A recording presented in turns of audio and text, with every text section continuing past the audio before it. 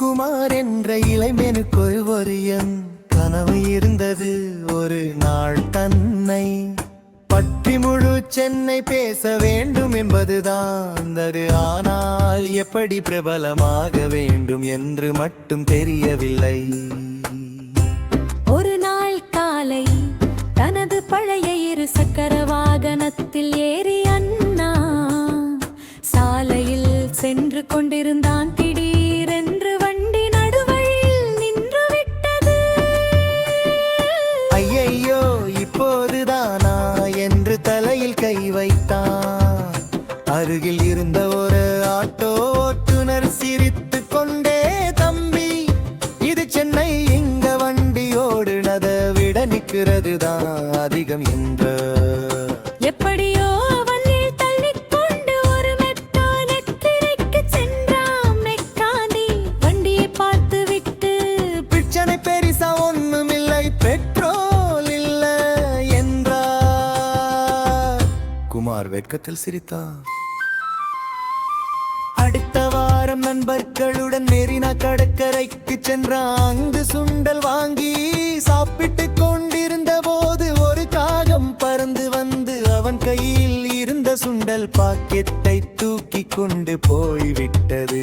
என் சுண்டல் என்று குமார் கத்தினார். அதை பார்த்த நண்பர்கள் சிரித்து கொண்டு, சென்னையில காவன்னலுக்கும் ஃபாஸ்ட் ஃபுட் பழக்கம் வந்துடுச்சு என்றார்கள். ஒரு நாள் அலுவலகத்திற்கு தாமதமாக கிளம்பிய குமார் புறநகர் ரயிலை பிடிக்க ஓடினார். ரயில் கிளம்ப போகும் நேரத்தில் பாய்ந்து ஏறிவிட்டான். உள்ளே நின்றிருந்த ஒருவர் கேட்டார், தம்பி, எங்க போறீங்க? அன்பரவ என்றான் குமார். அவர் சிரித்து விட்டு, அப்போ நீங்க தவறான ரயிலில ஏறிட்டீங்க, இது சென்ட்ரல் போகுது என்றார். அன்று அலுவலகத்தை விட சென்னை முழுவதையும் சுற்றி பார்த்து விட்டு வீடு திரும்பினான். இப்படி ஒவ்வொரு நாளும் குமாருக்கு ஏதாவது ஒரு சம்பவம் நடந்து கொண்டே இருந்தது. ஒரு நாள் நண்பர்கள் அவனை பார்த்து, மச்சி, உனக்கு மட்டும் ஏன் இவ்வளவு காமெடி சம்பவம் நடந்தது என்று கேட்டார்கள். குமார் சிரித்துக் கொண்டு, நான் எதுவும் பண்ணலடா, சென்னை தான் நன்மை வைத்து காமெடி பண்ணு என்றார். அந்த நேரத்தில் திடீரென்று மழை பெய்ய ஆரம்பித்தது. எல்லோரும் ஓடினார்கள். 5 நிமிடங்களில் மழை நின்று விட்டது. மீண்டும் வெயில் அடிக்க ஆரம்பித்தது. குமார் வானத்தை பார்த்து, இதுதான் நம்ம மெட்ராஸ். காலை வெயில், மதிய மழை, மாலை திராவிக்கிரவு பச்சி